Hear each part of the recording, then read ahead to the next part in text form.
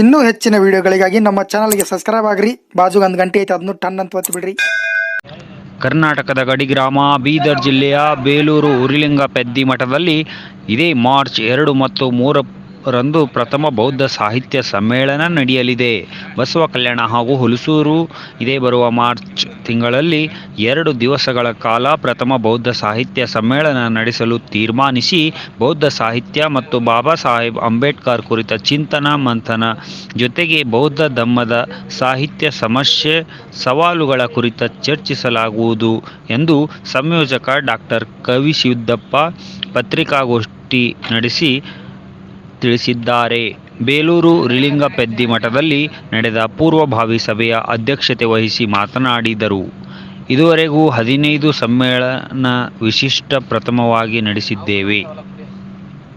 ಈ ವರ್ಷ ಪಂಚಾಕ್ಷರಿ ಸ್ವಾಮಿಗಳ 50ನೆಯ ಜನ್ಮದಿನ, ಲಿಂಗೈಕ್ಯ ಶಿವಲಿಂಗೇಶ್ವರರ 50ನೆಯ ಪುಣ್ಯ ಸ್ಮರಣೆ, ಉರಿಲಿಂಗ ಪೆದ್ದಿ ಉತ್ಸವ ಆಚರಿಸಲಾಗುವುದೆಂದರು.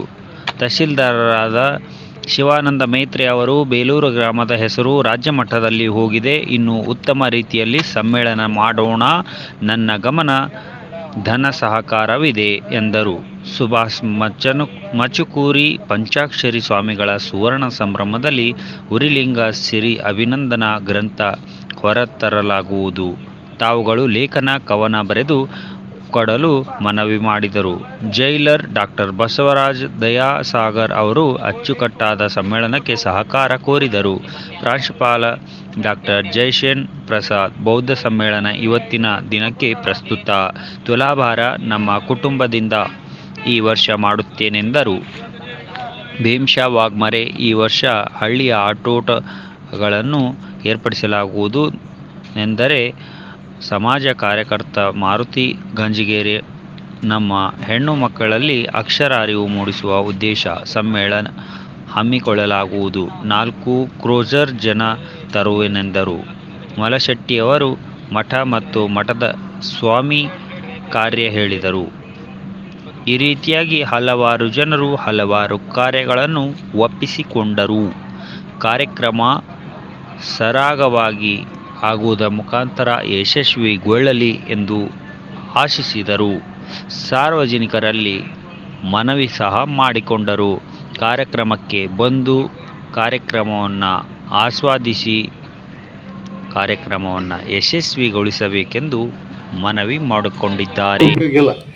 ನಾವು ನಮ್ಮ ಊರಾಗ ನನ್ನ ಮಠದಾಗ ಯಾವ ಕಾರ್ಯಕ್ರಮ ಇರುತ್ತೆ, ನನ್ನ ಮಕ್ಕಳನ್ನಾಗಬೇಕು, ನನ್ನ ಮಕ್ಕಳು ಖುಷಿರ್ಬೇಕಂಬುದೇ ನನ್ನೊಂದು ಆಸೆ. ಅದಕ್ಕಾಗಿ ಅದೊಂದು ಆಟ ಓಟಗಳು ಅಂತೇಳಿ ಒಂದು ಕಾರ್ಯಕ್ರಮ ಇಟ್ಟಿದ್ದು.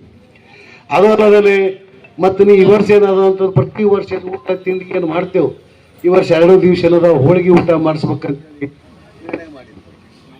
ಅದಕ್ಕೆ ತಾಯಿ ಹೇಳಿದ್ರು. ಈಗ ಎಲ್ಲರೂ ಹೇಳಿದ್ರು ಬೇರೆ ಊರ ಜಾತ್ರೆಗೆ ಇತ್ತು, ಯಾವುದೇ ಜಾತ್ರೆಗೆ ಇತ್ತು, ಎಲ್ಲ ಅಕ್ಕಂಗಿರಿಗೆ ಹೆಣ್ಮಕ್ಳಿಗೆ ಅವ್ರಿಗೆ ಇವರಿಗೆಲ್ಲ ಕರೆಸ್ಕೋತಾರೆ. ಕರೆ ಇದು ಮಾತು ಕರೆ ಅದ. ಬಟ್ ನಾವು ಮಾಡೋದಾಗ ಜಾತ್ರೆದಾಗ ಯಾಕೆ ಕರ್ಸ್ಕೋಬಾರ್ದು? ಕರ್ಸ್ಕೋಬೇಕಲ್ಲ, ನಾವು ನಮ್ದು ಹೆಣ್ಮಕ್ಳು ಬರ್ಬೇಕಲ್ಲ, ನಮ್ಗೆ ಮಕ್ಳು ಬರ್ಬೇಕಲ್ಲ, ಎಲ್ಲರೂ ನೋಡ್ಬೇಕು, ನಾನು ಊರನ್ನು ಕೀರ್ತಿ ಎಲ್ಲ ಕಡೆ ಹೋಗ್ಬೇಕಲ್ಲ. ಈ ಕೆಲಸ ಮತ್ತೆ ಯಾರು ಮಾಡ್ಬೇಕು? ತಾಯಿನೇರೆ ಮಾಡ್ಬೇಕು. ಯಾಕೆ ಅಪ್ಪ ಮತ್ತೆ ಯಾರು ಇದ್ದಿರ್ಬೇಕು, ರಿಪೋರ್ಟರ್ ಮತ್ತು ಅಪ್ಪಂದರೆಲ್ಲ ಆ ಲೆವೆಲ್ ಇರ್ತಾರೆ, ಅವ್ರಿಗೆ ನೆಲ ಜರುತ್ತಿಲ್ಲ, ಮತ್ತು ನನ್ನ ತಾಯಿನೇರೆ ಮಾಡ್ಬೇಕಂತ. ಇದು ಅಲ್ಲದೇ ಇವತ್ತಿನ ದಿವಸ ಕಲಿಸ್ತಿಲ್ಲ ಅಂದ್ರೆ ಈ ವರ್ಷ ಈ ಕಾರ್ಯಕ್ರಮಕ್ಕೆ, ಈ ಪೂರ್ವಭಾವಿ ಸಭೆಗೆ ಏನರ 100-200 ಜನ ಬರೋ ಪ್ರಯತ್ನ ಇತ್ತು, ಪರಿಸ್ಥಿತಿ ಇತ್ತು. ಸ್ವಲ್ಪ ಏನೋ ಅನಾನುಕೂಲಕ್ಕಾಗಿ ಸ್ವಲ್ಪ ಆ ಕಡೆ ಹೋದರು. ಯಾಕಂದ್ರೆ ನಮ್ಮಲ್ಲಿ ಸಮಯದ ಪ್ರಜ್ಞೆ ಇರಲ್ಲ. ನಮ್ದೇವ್ ಇನ್ನ ಭಾಳ ಜನ ಮಾತಾಡೋದು, ನಮ್ದೇವ್ ಸಿಂಗರವ್ರು ಆಡ್ಬೇಕು, ಅವ್ರವ್ರು ಆಡ್ಬೇಕು, ಭಾಳ ಸಮಯ ಭಾಳ ಆಗ್ಯದ. ಯಾಕೆ 10ಕ್ಕೆ ಬಾ ಅಂದ್ರೆ ಅವರೇ 12-1ಕ್ಕೆ ಬರೋರು, ಇಂಥ ಪರಿಸ್ಥಿತಿ ಇದೆ ನಮ್ಮಲ್ಲಿ. ಹೆಂಗಾಗಬೇಕು? ಅದಕ್ಕೆ ಬೌದ್ಧ ಸಾಹಿತ್ಯ ಸಮ್ಮೇಳನ ಯಾಕೆ ಇಟ್ಟಿತ್ತಂದ್ರೆ, ಬರೀ ನಾವೇನದ ಅಂತಂದ್ರೆ ಜೈ ಭೀಮ್ ಬೋಲ ಬೊಂಬೈ ಚಲ ಅಂದ್ರೆ ಆಗಲ್ಲ. ಬರೀ ಬುದ್ಧಿಸ್ಟ್ ಅಂದ್ರೆ ಬರೀ ಹೆಸರಿಗೆ ಅಲ್ಲ, ಸ್ವಲ್ಪ ಅದ್ರ ವಿಚಾರ ಏನು, ಅದ್ರ ತತ್ವಗಳನ್ನ ತಿಳ್ಕೋಬೇಕು. ಯಾರು ವಿದ್ವಾಂಸರ ಕತ್ತಿನವ್ರ ಬರ್ತಾರೆ, ಪೂರ್ತಿ ಕೇಳಬೇಕು ನೀವು, ಅದು ಭಾಳ ದೊಡ್ಡ. ಎಲ್ಲರೂ ಭಾಳ ಮಾತಾಡಿದರು. ಮತ್ತೊಂದು ನಮ್ಮದು ಮಾರುತಿ ಗಂಜಿಗೇರಿಗಳದ ಅವರು ಚಿಂಚೋಳಿ ತಾಲೂಕಲ್ಲಿಂದು 5-6 ಕ್ಲೋಸರ್ 8 ಕೆಲವರಿಗೆ ಮಾಡ್ತಾ ಅಂದಾರೆ. ಅದು ಭಾಳ ದೊಡ್ಡದು. ನಮ್ಮದು ಬಿ ಊರದಿಂದ ಒಂದು ಭಾಗ್ಯ, ಒಂದೆಲ್ಲರೂ ಬಂದು ನೋಡಿ ಹೋಗ್ಲಿ. ಹಂಗೆ ನಮ್ಮ ಕಾಳಿದಾಸ ಶರಣರು ಆ ಕಡೆ ನಾವು ಭಾಗದ ಕಡೆ ಮಾಡ್ತಾರ. ಕಾಲೇಕರ್ ಶರಣರು ವರ್ಷಿಕರ ಮಾಡ್ತಾರೆ. ಈ ವರ್ಷ ನೋಡ್ರಿ ಕಾಲೇಕರ್ ಸಾಹೇಬರು ಎಷ್ಟು ವರ್ಷ ಐತಿ ಅಂದ್ರೆ 12 ವರ್ಷ ಐತಿ. 12 ವರ್ಷ ಹಿಡಿದು ಆ ವಾಲ್ ಪೋಸ್ಟ್